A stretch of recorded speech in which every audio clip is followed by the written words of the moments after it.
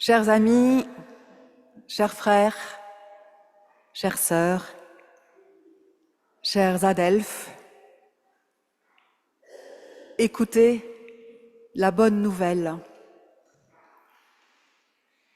Qui que nous soyons, d'où que nous venions et où que nous allions, Dieu nous donne sa grâce et sa paix par son Fils Jésus, notre Christ. Amen. Alors aujourd'hui, c'est un culte un petit peu particulier à l'occasion de l'Ida Obit. C'est quoi l'Ida Obit? Tous les ans, depuis 20 ans, le 17 mai, c'est la journée internationale contre l'homophobie, la biphobie et la transphobie. Et l'acronyme en anglais pour Journée internationale contre l'homophobie, la biphobie et la transphobie, eh ben ça fait Ida Obit. Voilà. Ça fait 20 ans que ça existe, c'est une journée qui est reconnue dans plus de 130 pays. Cette année, le thème qui a été choisi pour cette journée, c'est « Ne laissons personne de côté, égalité, liberté et justice pour toutes et tous ». Moi, je trouve ça dingue qu'il y ait besoin de la journée de l'Ida Obit pour avoir ce thème.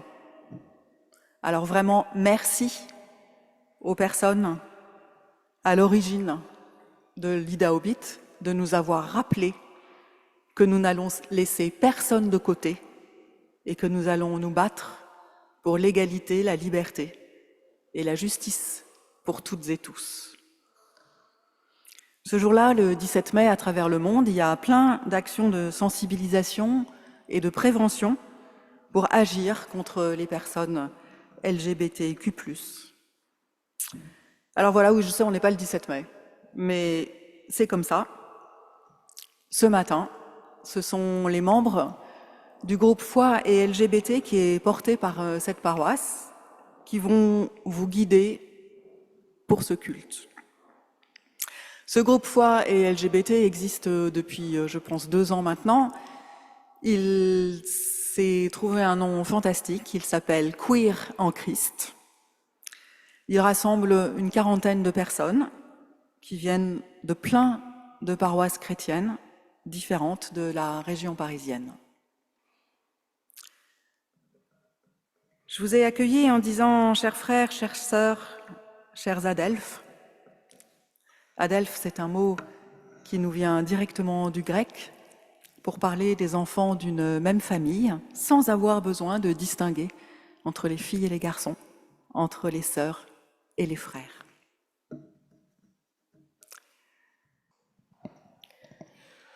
Nous louons Dieu. Je clamerai ton nom, Dieu de calme et de beauté, Dieu de tendresse et de feu, Dieu secret, Dieu éclatant, Dieu de passion et de larmes, Dieu très humble et infini. Je clamerai ton nom, Dieu de nos gémissements, Dieu de nos naissances, Dieu de toute résurrection, Dieu sensible au cœur, Dieu de nos mémoires, notre Dieu de splendeur. Je clamerai ton nom, Dieu de désert, Dieu de nos chants, Dieu de nos rires et de nos pleurs, Dieu des abîmes, Dieu des tendresses, notre Dieu de lumière. Je clamerai ton nom, Dieu de nos fêtes, Dieu des limites, Dieu des espaces, notre goût de source, notre pain partagé. Je clamerai ton nom debout, au rythme des cantiques.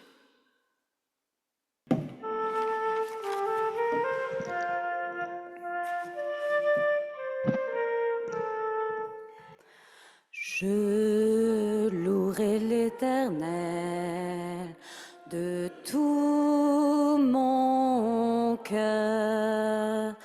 Je raconterai raconterai toutes ces merveilles, je chanterai ton nom. Je louerai l'Éternel de tout mon cœur. Je ferai de toi le sujet de ma joie. Alléluia.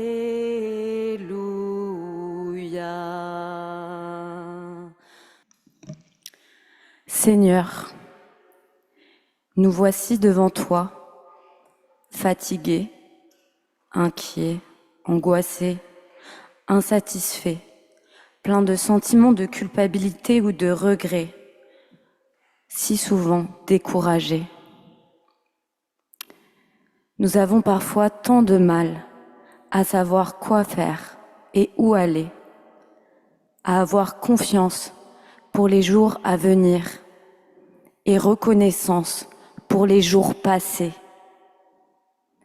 Il nous est si difficile de nous rendre vulnérables en reconnaissant nos manquements, nos erreurs, de demander pardon à celles et ceux que nous avons blessés ou humiliés. Nous perdons si souvent confiance, courage face aux violences de nos sociétés et nous sommes facilement convaincus que tout est perdu, qu'il n'y a plus rien à faire et à espérer. En silence, nous confions à Dieu ce qui nous pèse.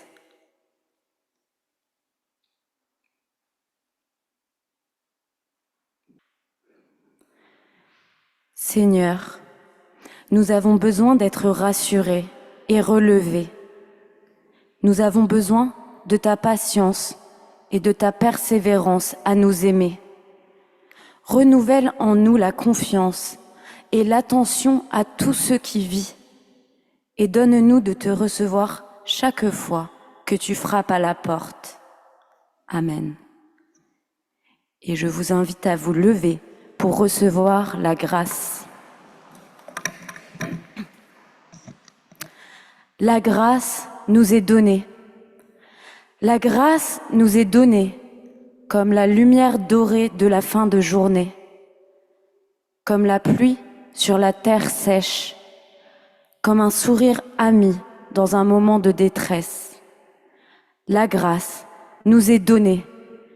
Elle est donnée à chacun, à chacune, à chaque personne, en abondance.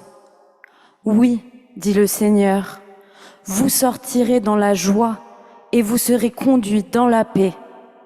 À vous, à moi, à toutes et tous, à chaque personne, la grâce est donnée partout et à chaque instant. Amen.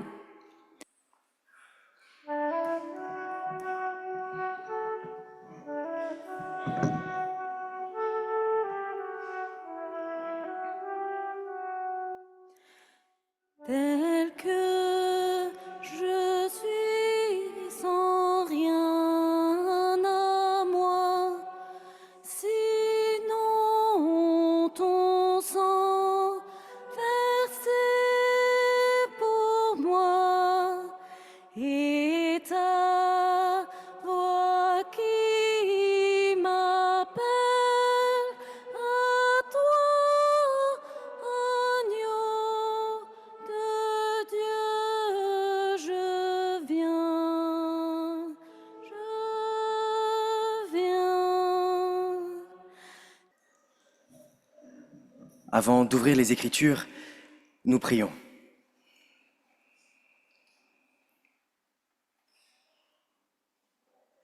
Éternel notre Dieu, nous avons suivi bien des routes en ta présence. Beaucoup de parcours sont désormais derrière nous. Nous avons suivi des chemins longs à travers les années de nos vies. Et aujourd'hui, nous voici. Nous revoici devant toi. Pourquoi ? Nous ne le savons pas très bien. On a entendu dire que ta parole était libératrice, mais souvent elle a été utilisée pour enfermer. Nous avons appris que tu nous parles, mais souvent nous sommes restés face au silence. Alors Seigneur, avant d'ouvrir les Écritures, donne-nous le courage d'être. Le courage de comprendre que nous sommes déjà tes enfants. Le courage d'être les auditeurs et les auditrices de ta parole. Éternel, nous te prions pour que ta parole devienne pour nous source de vie, d'espérance et de libération. Oh, parle-nous, Seigneur, nous t'en prions. Amen. Toute la terre parlait la même langue, avec les mêmes mots. Partis de l'Est, ils trouvèrent une vallée au pays de Shinéar, et ils s'y installèrent. Ils se dirent l'un à l'autre, « Faisons donc des briques, et cuisons-les au feu. » La brique leur servit de pierre, et le bitume leur servit de mortier. Ils dirent alors, « Bâtissons-nous donc une ville et une tour dont le sommet atteigne le ciel, et faisons-nous un nom, afin que nous ne dispersions pas sur toute la terre. » Le Seigneur descendit pour voir la ville et la tour que bâtissaient les humains. Le Seigneur dit, « Ainsi ils sont un seul peuple. Ils parlent tous la même langue. Et ce n'est que là le commencement de leurs œuvres. Maintenant, rien ne les empêchera de réaliser tous leurs projets. Descendons donc, et là, brouillons leur langue, afin qu'ils ne comprennent plus la langue les uns des autres. » Le Seigneur les dispersa de là sur toute la terre. Ils cessèrent de bâtir la ville. C'est pourquoi on l'a appelée du nom de Babylone, brouillage, car c'est là que le Seigneur brouilla la langue de toute la terre, et c'est de là que le Seigneur les dispersa sur toute la terre.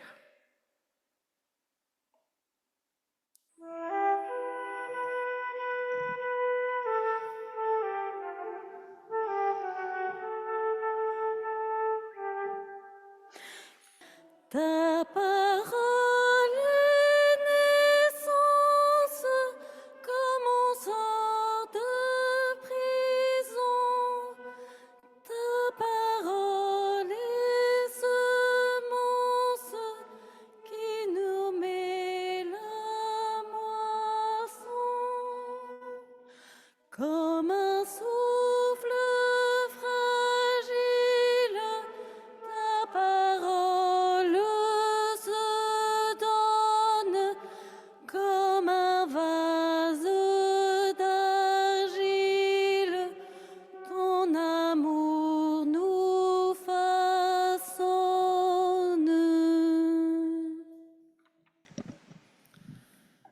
Très chères sœurs, très chers frères, chers adelphes, quel curieux choix de texte pour ce jour de, comment dit-on déjà, l'Idaobit, journée de lutte contre l'homophobie, la biphobie, la transphobie, et nous pourrions ajouter bien d'autres mots se terminant par phobie et qui excluent d'autres catégories de personnes.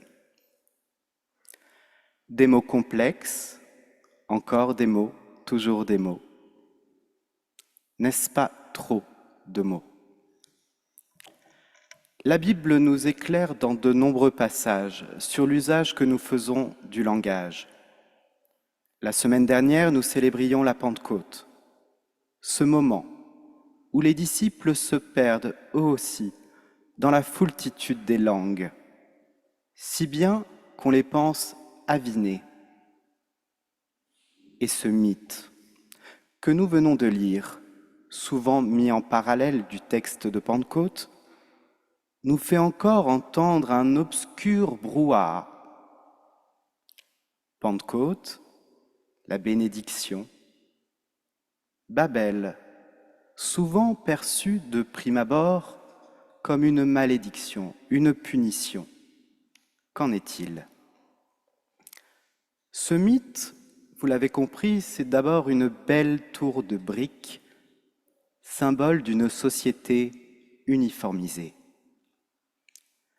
Observons un peu la situation de départ et la situation finale de ce texte. Au départ, une société en déplacement depuis l'Est.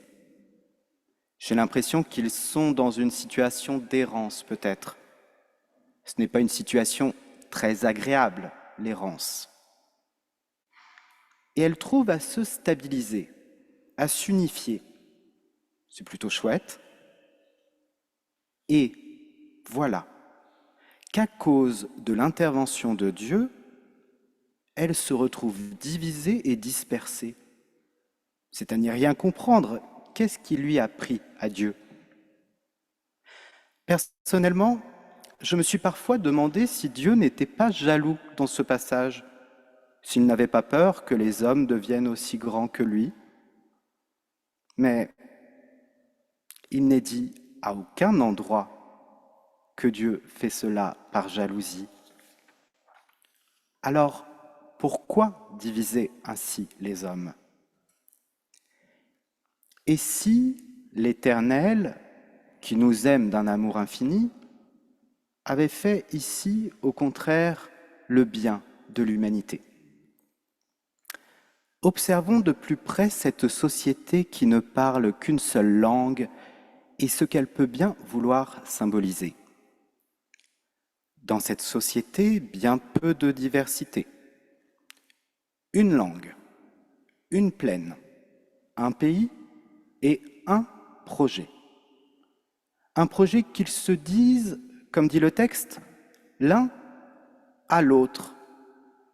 C'est simple, unifié, basique, consensuel. Il y a moi et l'autre, quasi comme moi. On parle la même langue, on a un projet, un seul. Et quel est l'objectif ultime de tout cela? Ce n'est pas une tour, contrairement à ce que nous dit le titre souvent donné à ce passage. L'objectif ultime est de se faire un nom, un seul.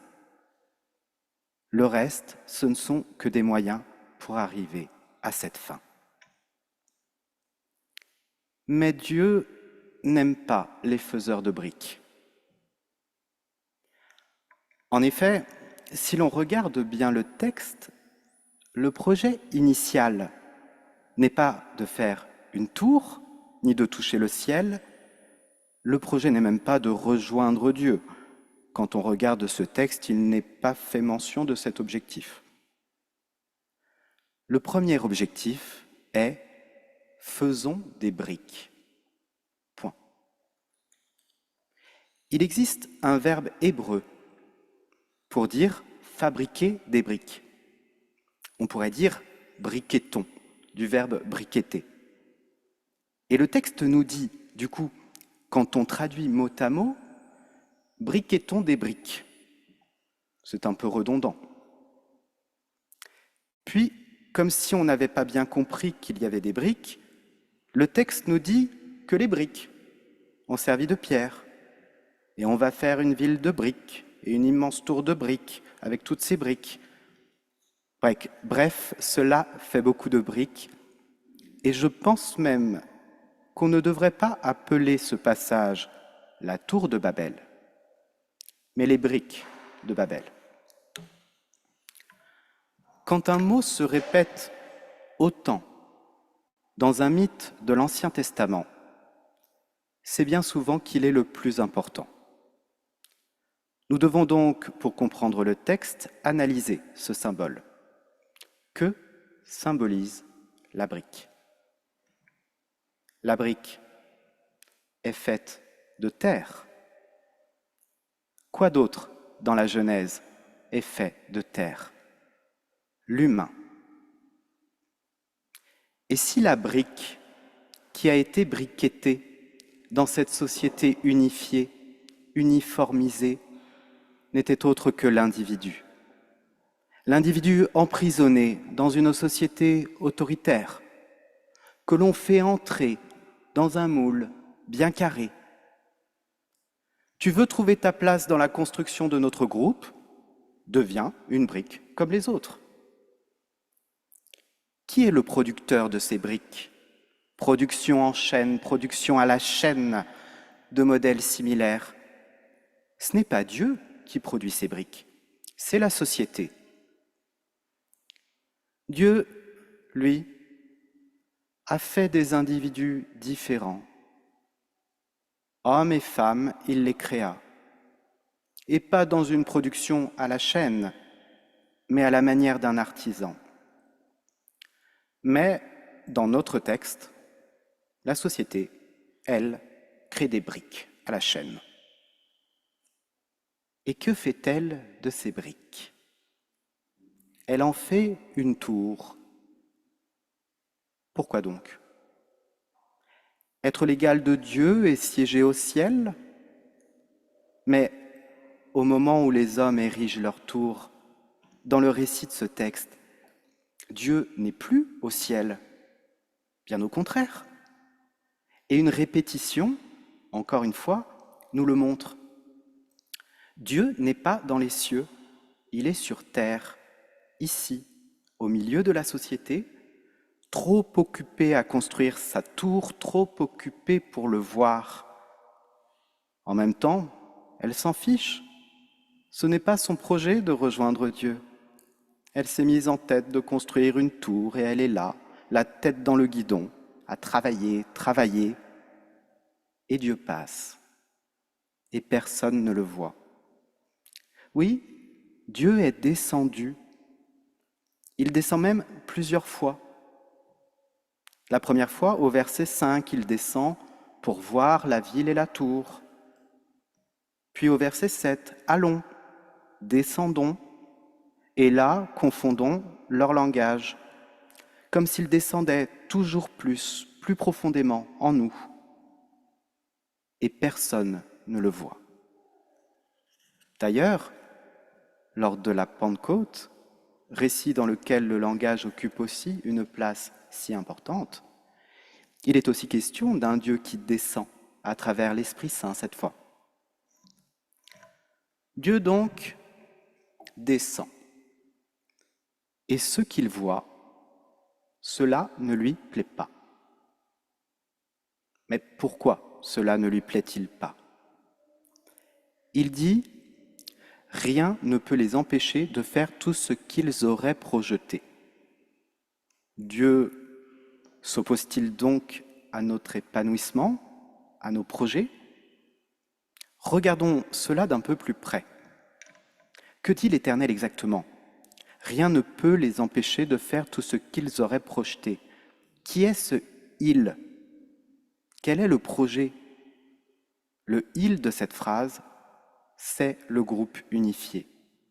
Le projet, c'est le projet de la société uniformisée. Le « il » du groupe qui enferme est le projet insensé dont le seul but est de se créer un seul nom. Et Dieu trouve une solution pour libérer l'individu. Brouiller le langage, faire éclater le langage pour que l'homme devienne co-créateur, co-artisan à l'image de Dieu. Pourquoi l'Éternel confond-il le langage des hommes? Pour les punir? En est-on si certain? Que nous dit le texte? Le texte nous dit « afin qu'ils n'entendent plus la langue des autres ». Mais est-ce vraiment mal? Quelle en est la conséquence?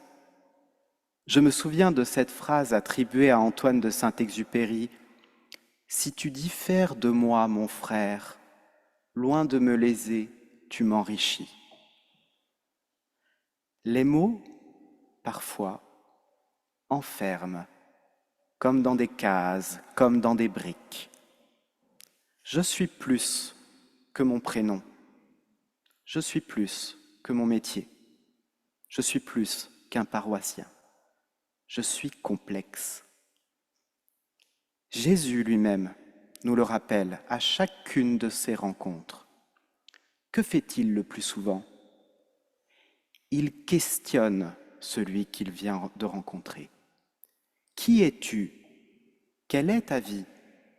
Que cherches-tu?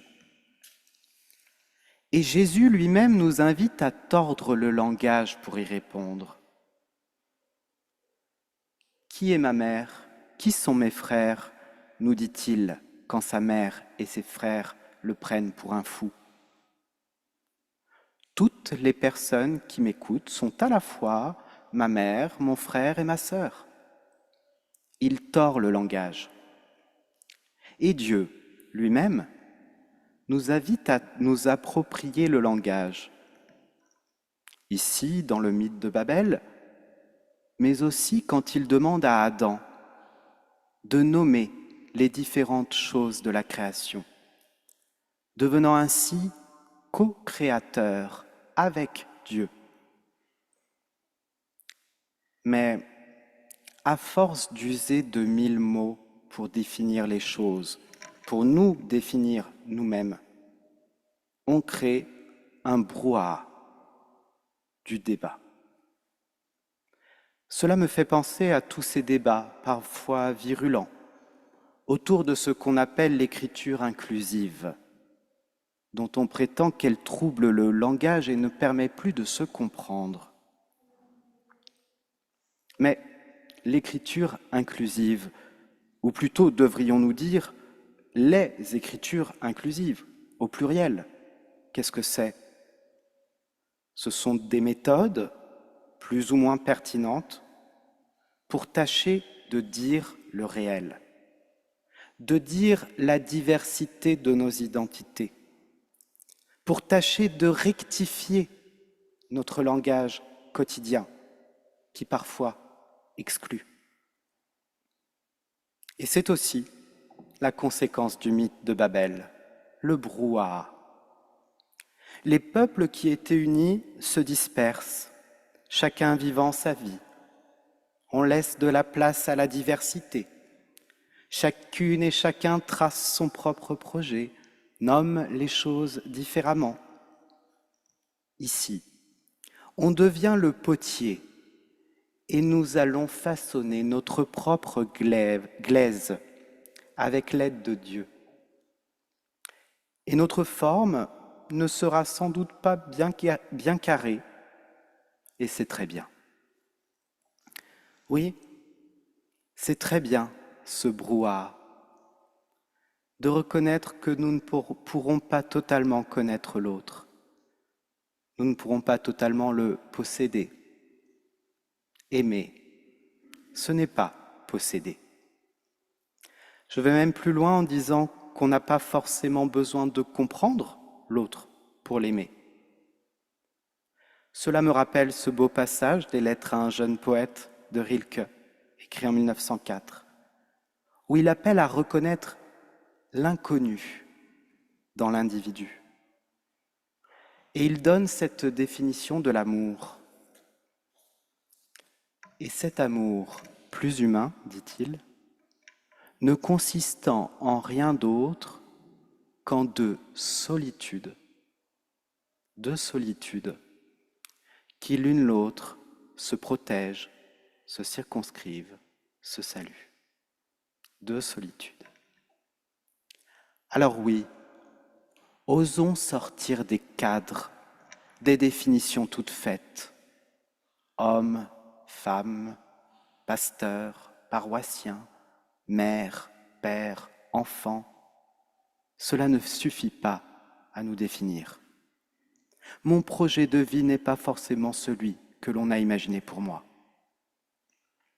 Alors assumons, quand c'est le cas, de ne pas faire partie du projet commun s'il ne nous convient pas, de ne pas vouloir nous lancer et nous épuiser dans un projet qui ne ferait pas sens pour nous, de construire une tour dont je ne serai qu'une brique. J'ai ma propre route, mes propres projets, et je ne vais pas les abandonner pour un projet de société s'il n'est pas le mien. Assumons aussi de ne pas vouloir être une brique comme les autres. Si tu veux être une sphère, un triangle ou une forme qui n'a pas de nom, sois ce que tu dois être. Alors frère, sœur, adelphe, ou quel que soit le nom que tu te donnes, ose construire ta vie. Et tant pis si tes projets diffèrent des miens, tant mieux même. Tant mieux si la manière dont tu te façonnes t'éloigne de moi. Si tu es plus heureux, heureuse, si tu es toi-même, alors je suis heureux. Et si, avec mon petit cœur, j'arrive à accepter cette différence, cette altérité que je ne comprends peut-être pas toujours, cette altérité qui risque de nous éloigner, si je réussis à l'aimer, alors Dieu, qui a un cœur bien plus grand que le mien, sois-en assuré, il l'aime aussi, cette diversité. J'en suis convaincu. Et tant pis si cela crée du brouhaha. Ce brouhaha nous libère du carcan de nos briques. Dieu a voulu que les fleurs soient toutes différentes pour faire de magnifiques bouquets. Que l'argile de nos briques se change en une multitude de fleurs. Ou, mieux encore, que notre lumière se divise dans la diversité des couleurs de l'arc-en-ciel.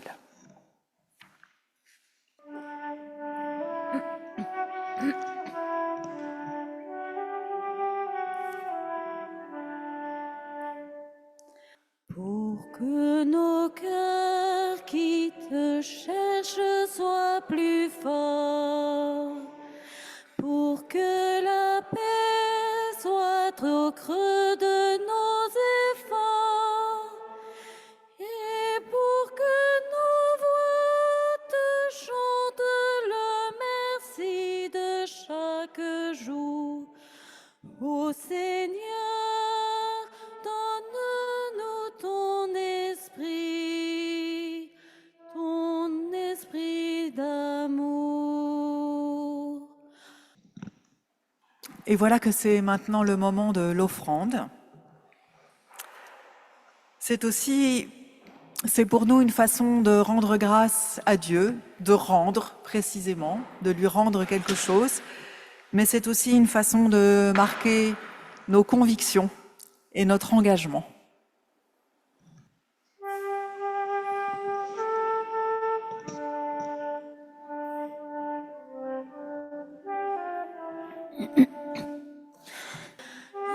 Accepte mon offrande,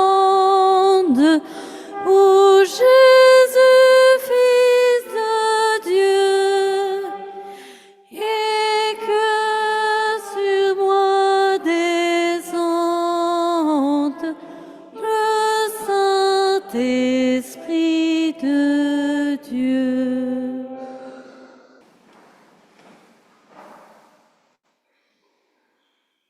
C'est maintenant le moment de partager ce repas que le Seigneur a préparé pour nous. Et nous louons Dieu. Dieu, nous te louons parce que tu nous aimes et que nous sommes tes enfants.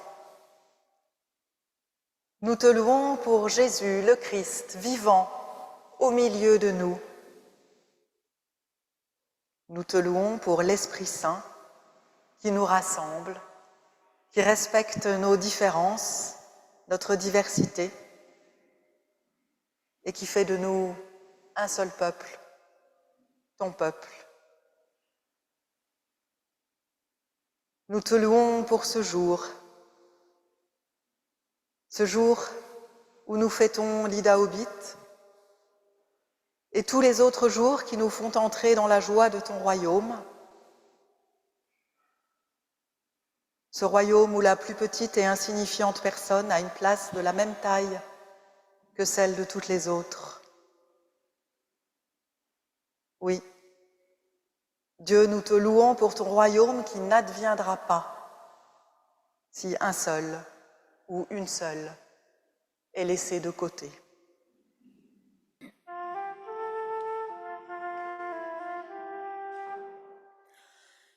Tu es là au cœur de nos vies et c'est toi qui nous fais vivre.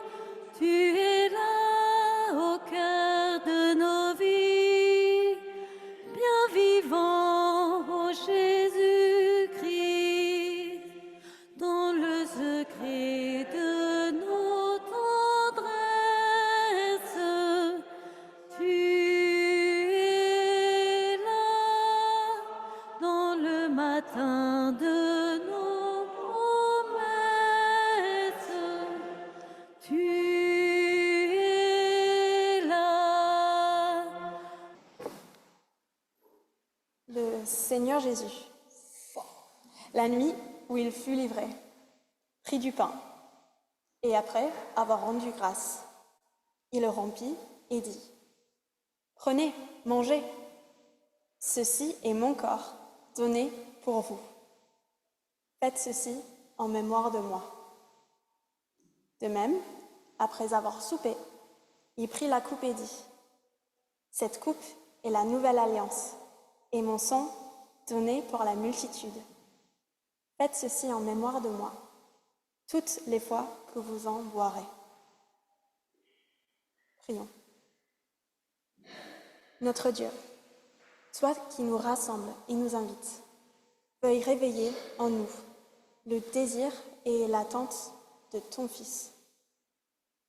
Envoie ici ton esprit pour que nous recevions en ce pain et ce vin la présence du Christ, offerte à toutes et tous, sans condition.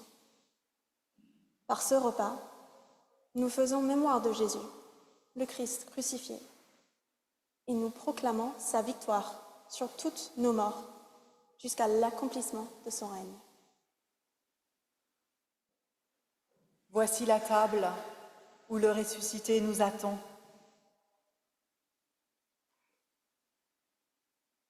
Il t'attend ici, si tu as envie de partager sa vie. Quelle que soit ton église d'origine, orthodoxe, catholique, protestante, ton absence d'église officielle, quel que soit ton âge, enfant ou adulte, ton parcours dans l'église, quelle que soit ton identité de genre ou ton orientation affective, c'est la volonté du Seigneur que si tu le désires, tu puisses le rencontrer ici, maintenant, autour de cette table. Les personnes qui ne souhaitent pas participer peuvent venir dans le cercle que nous allons faire et simplement ne pas prendre le pain et le vin qui leur sera proposé, ou bien rester à leur place.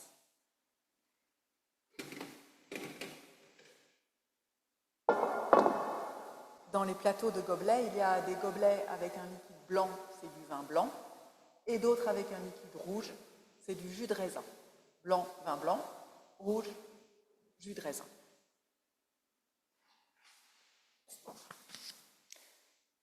Alors nous accueillons dans la foi le mystère de sa présence.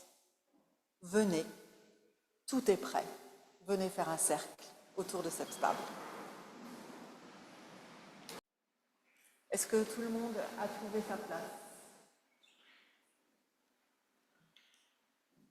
Alors nous allons nous recueillir dans la prière d'intercession. Seigneur, nous voici, réunis ce matin pour te louer. Nous te prions pour les personnes qui n'ont pas pu venir ce matin.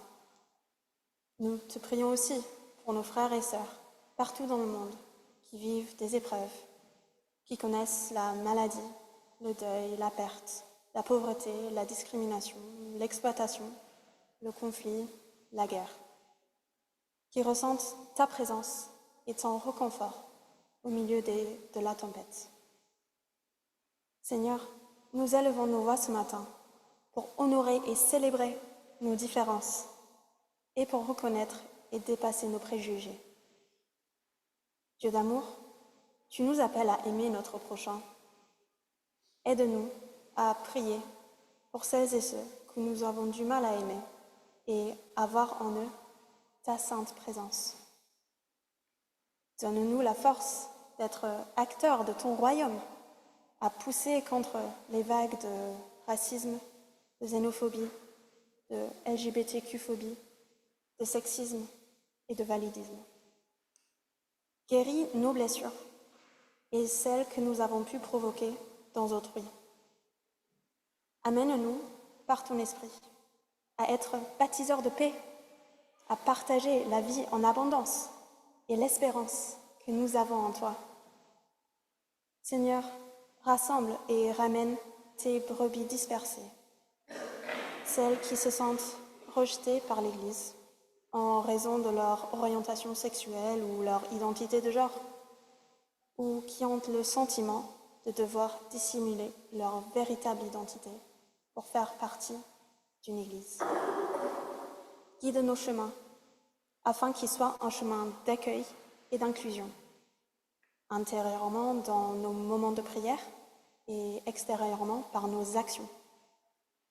Que ton Église soit un lieu d'accueil, d'ouverture et de refuge qui reflète ton amour inconditionnel pour toutes et pour tous. En ton saint nom, nous prions. Amen. Et maintenant, si vous le souhaitez, on peut se prendre la main et nous allons prier ensemble les mots que Jésus nous a appris. Notre Père, qui es aux cieux, que ton nom soit sanctifié, que ton règne vienne, que ta volonté soit faite sur la terre comme au ciel. Donne-nous aujourd'hui notre pain de ce jour. Pardonne-nous nos offenses, comme nous pardonnons aussi à ceux qui nous ont offensés. Et ne nous laisse pas entrer en tentation, mais délivre-nous du mal. Car c'est à toi qu'appartiennent le règne, la puissance et la gloire, pour les siècles des siècles. Amen.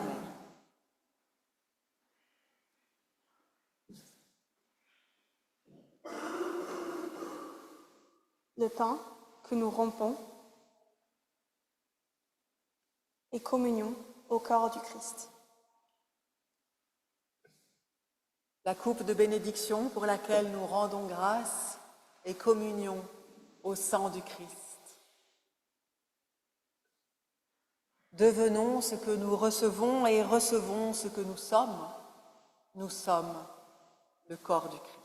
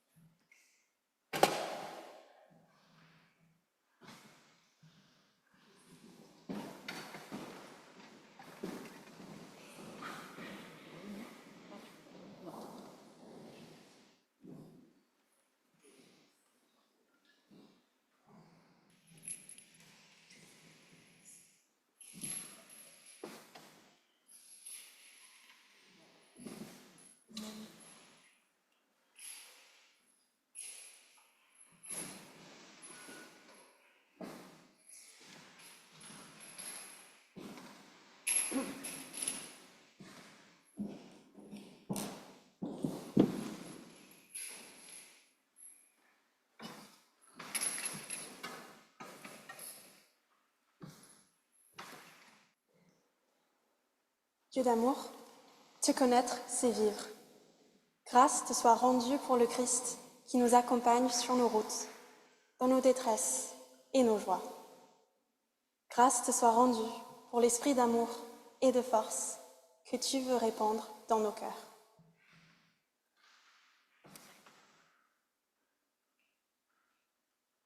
Chers frères, chères sœurs, chers adelphes, allez et ne soyez pas des briques. Et nous recevons maintenant la bénédiction de Dieu pour que nous puissions être chacun et chacune des bénédictions pour les uns, les unes et les autres. Vous êtes comme un carillon dans le vent qui gémit, chante et retentit sous la caresse du souffle. Vous êtes des hymnes à l'esprit qui vous anime. Dieu vous a fait enfant de l'appel de la vie à elle-même. D'autres, à travers les âges, ont rendu et rendront témoignage à la diversité et à la richesse de sa création. Vous, en qui Dieu fait résonner sa justice, sa beauté et son amour, soyez bénis encore et encore.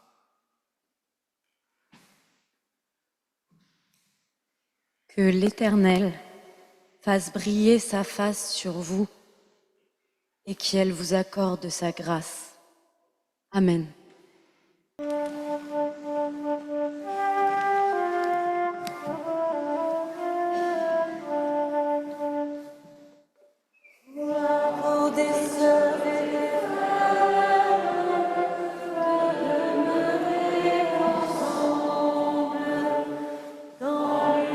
C'est la prière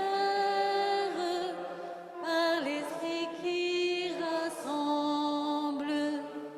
C'est là que descend sur son peuple qui prie le souffle puissant du Saint-Esprit de vie. Merci à tous ceux qui ont rendu ce culte possible.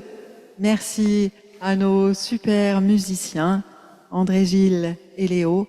Merci aux techniciens, c'est Yannick qui a passé les diapos et Anne-Sophie, grâce à qui il y a eu un Zoom aujourd'hui. Et d'ailleurs, une bonne partie des dimanches, c'est grâce à Anne-Sophie. Un grand merci au groupe Queer en Christ, avec qui nous avons préparé chaque instant de ce culte pour pouvoir vous l'offrir ce matin. Un bon dimanche à vous tous, une bonne semaine et à dimanche prochain.